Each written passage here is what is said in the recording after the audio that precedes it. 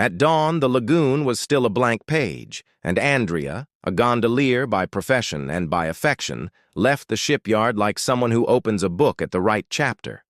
Forcula shiny under his hand, the oar like a line drawing a sentence on the water. He spoke to no one. He greeted silence, which in Venice is a neighbor. It appears, disappears, returns when it pleases. He had learned to row from his father, who had taught him first the ear and then strength. "You don't push the boat," he used to say, "the convince." Andrea still hears that word today when he inserts the oar into the throat of the oarlock. To convince. It's not a nautical verb, it's a human verb. To prevent you from dominating a floating city, you persuade it to carry you. Slide along a stream of Cannaregio, the light climbing the damp bricks, a black cat as black as a pin on the shore. It smelled of detergent, wet wood, freshly baked bread from the first bakery that opened. Andrea nodded as if the city were a person with whom you don't want to interrupt a delicate conversation. He felt the weight of the approaching day. The tourists who wanted to take a photograph at the exact spot where the sun kissed the iron off from the bow. The questions about the real Venice. The laughter, the kisses, the strange requests. But first, there was the quiet lagoon and its willingness to listen. The first ride was with an elderly lady holding a tin box. He didn't want to sit on the cushion. He chose the edge like someone looking back at a memory. "Dorsoduro," he said, and that was enough. As he rode, Andrea noticed how her hands caressed every detail. The stitching of the cushion, the paint that had a crack like a wrinkle, the trembling reflection of the water. When they reached a hidden courtyard, the lady opened the box, ash. She took a handful and let it fall slowly, like sugar in coffee. "My husband," she said. "A carpenter. He made oars. He wanted to go back to where he was born." Andrea stopped the boat without escaping elegance.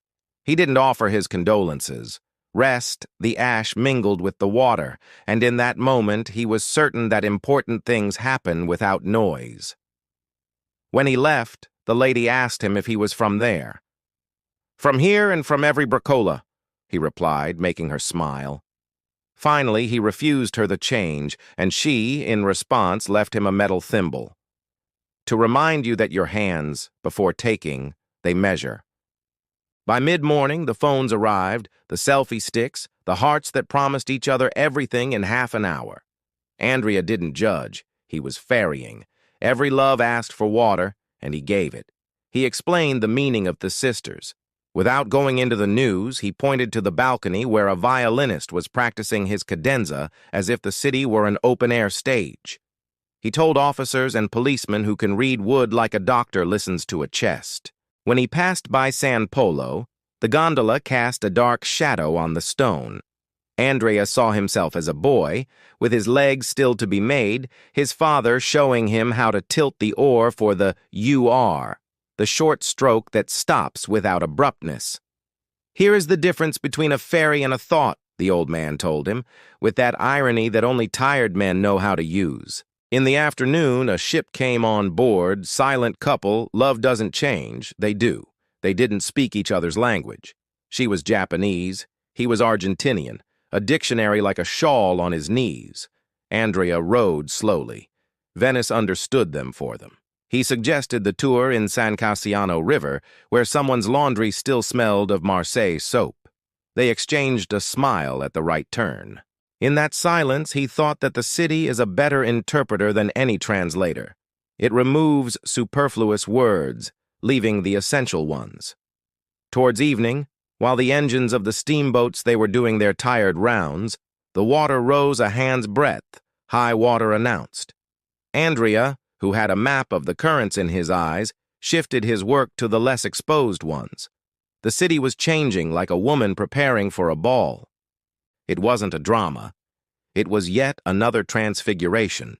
Yet as the water rose, his father always came to mind the first year the tides had seemed more insistent. "The city asks you to accompany her in her toil," he had said. "Don't ask her questions. Stay by her side. When the light slipped towards St. George, Andrea pulled up to a wooden pier and got out. He left the gondola caressed by a soft rope, as one leaves a friend with a blanket over his shoulders. He had an appointment in Fisola Bag with Luca, the oar maker who was repairing his oar. The small workshop smelled of hot glue and wood. Beach Luca took out the retouched oar and placed it on Andrea's lap like a child. I followed the grain. Here I left more flesh, here I lightened it. You'll hear that song. Andrea thanked him with a confident silence. The oar in his hand had the weight of trust. Returning, the night brought order. Venice at night is humble. It stops showing itself. It begins to speak. Andrea removed the scroll Giudecca Canal, looking at the windows that opened onto 2-minute movies. A set table, a woman combing her hair, a man rereading the letter he may not send. He smiled at the idea that all those lives in contact with water learn toto sway. It's not precariousness, it's a different way of being. At the last minute, a Venetian boy embarked, Thomas, who was a pizza chef in Castle. "Will you marry me and take me?" he joked. "I'll pay in slices of margarita."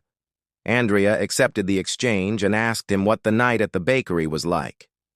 "It's like rowing, a good push, a wait, a turn, and off you go," he replied. They talked about fathers, about cities that changed their clothes too quickly, about colossi which once entered the basin like spaceships, and now, perhaps, a little less so. Tommaso dismounted with a tender greeting. "Hey, gondolier," he said. "You have a beautiful city." Andrea shrugged. "It's her that has us. We'll pass." Returning to the shipyard, Andrea let the water have the final say.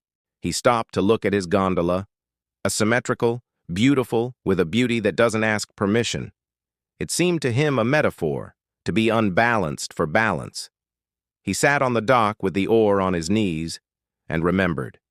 His father pointed out a lighthouse to him at night. "You do not need to know everything. You need to know who is waiting to see you." The lighthouse now was this city without heights, but with heights of silence. Someone, from a window, was playing abandon. The air smelled of seaweed and laundry. Andrea thought of the thimble he'd found that morning, took it out of his pocket, and slipped it onto his finger like an odd ring. It was the right weight to say thank you to the hands that measured before taking. He stood up, caressed the bow, adjusted the fork. Tomorrow he would coax the water again, listen to the wood, show passers-by that a city is understood by the way it stands still on the movement. Then, with nothing to teach and much to preserve, he turned off the shipyard light.